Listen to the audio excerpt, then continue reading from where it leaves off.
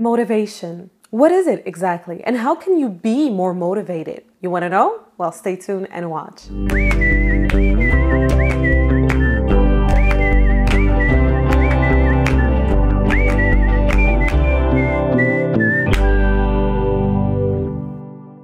This is Alexandra Villarroel Abrego, and welcome back to AlexandraTV, where every Wednesday I share with you the best coaching strategies and techniques to create the life of your dreams and to become the greatest version of yourself. Now, make sure, of course, you subscribe to this channel because you don't want to miss the new episodes that come out every week. And you also want to go on my website, AlexandraVillarroel.com, and subscribe to my email list, because if you do, I will be sending over your way a 4-part video training series that will teach you how to take your personal and professional life to the next level. You don't want to miss that. Did you know that the word motivation derives from the word motive as well as the Latin word movere? Movere means to move. Therefore, the word motivation means to move with a motive. To move with a motive. When it comes to mastering the science of motivation and being more motivated in whatever it is that you're trying to accomplish, there are 2 essential components that you have to keep in mind. First of all is your motive. What is your motive? And then second of all is how can you move? What are the different habits? What are the different things that you have to put into place in order to move?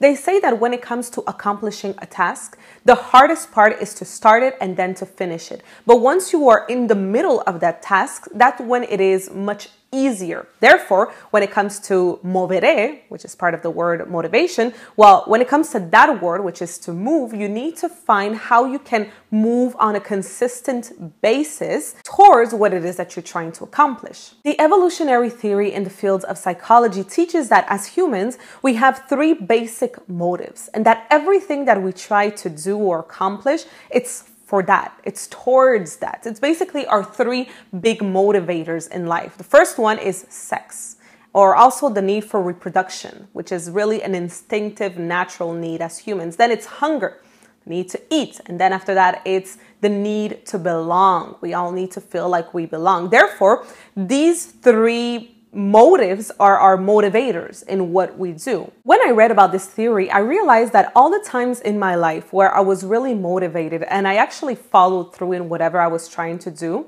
if I really digged down to the source of what that meant for me, it was either for sex, it was either for hunger, or it was either the need to belong. You know, when it comes to sex, it has also to do with love, right? So it's not just, to want to have sex with someone. It's basically the need also for love, for wanting to be in partnership with someone. Or for hunger, well, it's also the need to make money, right? Because in order to eat in the society that we live in, you need to make money and to have more resources. And then finally, the need to belong, it's contribution also, right? So I realized that the times when what I was trying to do was not aligned with these 3 motives, with these 3 motivators, I was not as motivated to do what I was supposed to do. It's as if deep down I knew, without really realizing it, that even if I didn't accomplish this thing, even if I did not follow through, I was still going to be able to have sex or to eat or to belong, right? I was still going to be able to have those 3 things. Therefore, that instinctive nature that we all have as humans did not push me because my motive was not strong enough. And when it comes to motivation, to being motivated, is as simple as that. You simply need to understand what your motive is. And if your motive is not strong enough, is not powerful enough, you're not going to move towards that motive. So I want you to ask yourself today, whatever it is that you feel like you're lacking motivation to do, what is the motive of that thing? What is the motive that will make you move towards it, right? Is it based on your need for sex, for hunger, or for the need to belong? Always keep in mind that us humans, we're much more simple than we like to believe that we are. We're very simple creatures. And at the end of the day, if you want to be motivated to accomplish something, you simply need to ask yourself, what is my motive? And if your motive is strong enough, and especially if it is based on your need for sex, on your need to eat, so hunger, or on your need to belong, you will be pushed, or should I say pulled, to move towards that, because the motive will be strong. And if the motive is strong, you will be pulled towards moving towards that you're trying to accomplish.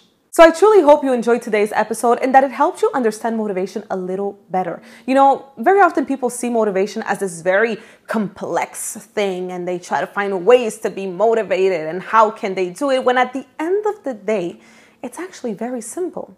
It's simply to figure out what the motive is, and that motive will move you towards what it is that you're trying to accomplish. Now, if the motive is not powerful, strong, or important enough for you, of course, you will not move towards what you want to accomplish and you will lack motivation, right?